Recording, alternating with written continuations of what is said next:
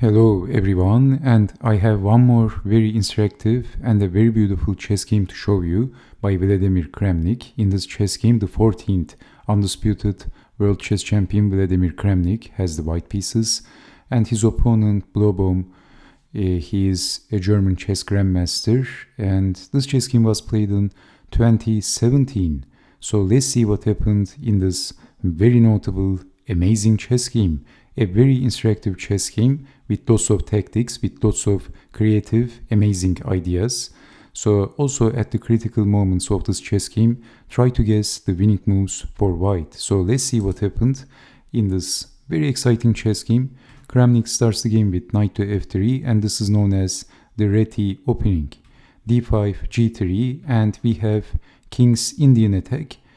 Polkeres variation, so e6, castling, knight to f6, d3, and then asking a question, and we have c4, pawn up, queen to b3, so defending the b pawn, g4, bishop to g6, c takes on d5, c takes on d5, and this opened the c file. Bishop to f4, developing the bishop, the knights, and castling, and placing the rook in the semi-open file. Queen to d7, so the rook was looking at the queen, so stepping aside, and knight in, forking queen and the knight, so exchanging, and then h5, and Kramnik pushes the pawn, he pushed the pawn again, and he is enjoying some space advantage in this position. We have check, and you can see that white has some space advantage, but in this position, pushing the pawn is possible, and it is going to trap the bishop maybe. So what would you do? Vladimir Kramnik played a very exciting move in this position. Okay, he played f5, a pawn sacrifice, and it was accepted. This is also potentially undermining the d pawn. So if e takes on f5, then knight is going to land on d5, and white has a very good position. But what happens if bishop to h7? Well, this is very bad because of g6, takes, and then capturing, and after defending the queen, then knight takes pawn, and white is winning actually in this position, and you can see that the queen is also eyeing the king. So this is a very difficult position for black, and white is winning. White is better. So anyway, of course, by the way, a queen takes is not possible because of bishop takes, and it is going to win the queen and the chess game. Okay. So bishop takes on f5. After Kramnik pushed the pawn, black is accepting the pawn sacrifice. And what was the idea of Vladimir Kramnik? Was that basically simply saving the bishop and then sacrificing a pawn and losing a pawn? It should be much more than that, of course. Vladimir Kramnik he is actually one of the strongest chess players of all times and one of the best world chess champions, of course. Well, this was the idea of Vladimir Kramnik, sacrificing the exchange. Rook takes on f5 and capturing the rook. Why did he sacrifice the exchange? Well, then he is landing on d5, knight takes on d5, and pushing the pawn is the idea. And you can see that the queen is aiming the king, and if black somehow pushes the pawn or captures the pawn, then knight is going to jump on f6, discovered check, double check, also attacking the queen. So white has some very beautiful tactical attacking ideas. So defending like this, and then Kramnik played king to h1, so defending the pawn maybe in this position, and also queen takes bishop is possible because this bishop is pinning this d pawn. So white is down the exchange in this position. So this is why Kramnik played king to h1, and then rook over, queen over, and targeting the pawn, so defending, and then e3, a calm move, a very calm move, king to h7, knight to f4, defending the queen, and in this position, actually, black has to be careful. So black played queen to e7, and black is also attacking the g pawn. But in this position, let's play a weaker move. Actually, queen to e7 was a sensible move. But let's say queen to d7. Can you see some of the ideas of white? Well, first of all, queen takes on b7 is possible, which is going to be a very good move. And also knight takes pawn is possible in this position, because if capturing the knight, then queen takes pawn, and this is the only move, and basically black is getting checkmated and there is no defense. So knight to f4, queen to e7, and in this position black is attacking the pawn, and if knight takes, then queen takes is going to be a sufficient defense for black.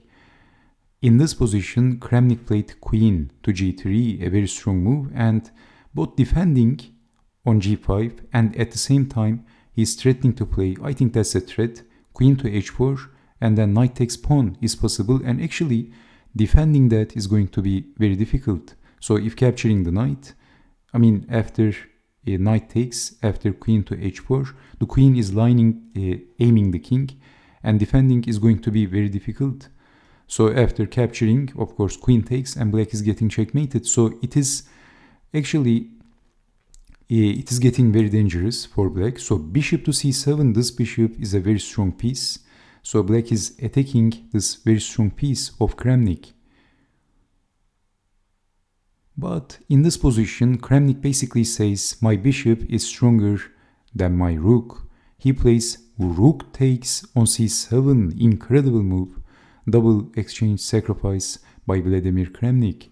So what else? Knight takes on c7 and bishop to f6, and this bishop became even stronger. So queen to b4, and it is white to move. Kramnik played knight takes on h5 after the double exchange sacrifice. He is also sacrificing the knight. So queen again, queen to h4, lining the queen with the king is going to be very dangerous. Excuse me. So we have g takes on h5 by Bluebaum. And okay, accepting the sacrifice, and what was the idea of Kramnik?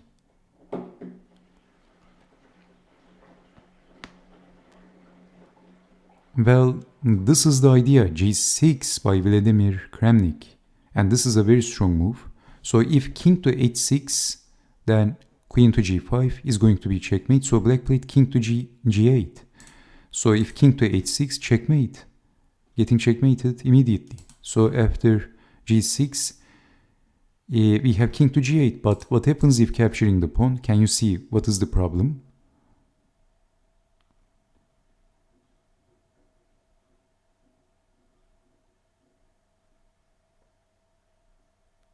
Okay, queen takes on c7, that's check. And basically, black is getting checkmated and there is no defense. As you can see, black can only prolong this chess game with sacrificing some of his pieces, and he's getting checkmated. So in this position, g6, and this is basically apparently the only move for not losing immediately. And then queen to g5, and strangely in this position, if capturing the pawn, the black king is escaping, strangely. So Kramnik played queen to g5, a very strong move. So queen to h6, and then checkmating the king is the idea. It is getting very dangerous. So we have h4. So black is hoping for some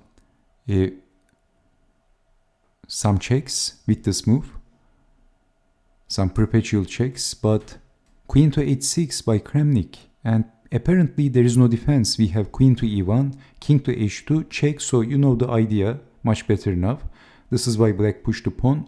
So king to g1, queen to e1, bishop to f1, and black resigned. What a game by Vladimir Kramnik. Double exchange sacrifice, an amazing chess game. So most people would say, if this would be one of the chess games of Mikhail Tal, some people would say, what a game, what an amazing chess game. But when it is Vladimir Kramnik or someone else, people's attitude changes, which is hard to understand. I think we should not prejudge very quickly. So anyway, bishop to f1 and black resigned. The possible continuation, queen to g3, king to h1, queen to f3, and black is running out of checks, and there is no more checks. So this is the only check, only for prolonging the game. King takes on h1, and then basically black is getting checkmated. So what a game. I hope you have enjoyed watching this chess game, and I hope that you have seen some of the key moves in this chess game. And thank you very much for watching. Take care and bye bye.